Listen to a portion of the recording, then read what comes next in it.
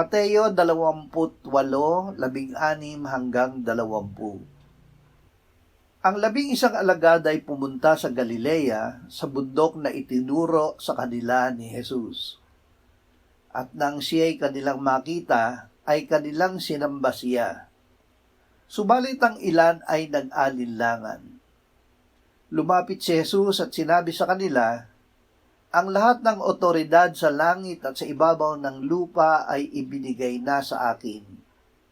Kaya't sa paghayo ninyo, gawin ninyong alagad ang lahat ng mga bansa, bautismuhan ninyo sila sa pangalan ng Ama at ng Anak at ng Espiritu Santo, at turuan silang sundin ang lahat ng mga bagay na iniutos ko sa inyo.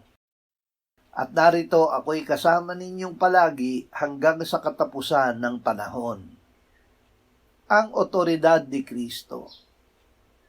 Ang lahat ng otoridad sa langit at sa ibabaw ng lupa ay ibinigay ng Ama sa Panginoong Hesukristo.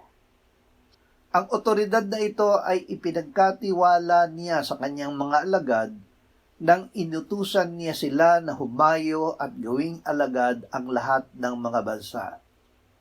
Subakan nila ang kapangyarihan dahil tinupad ng Panginoon ang kanyang pangako, "Ako'y kasama ninyong palagi hanggang sa katapusan ng panahon."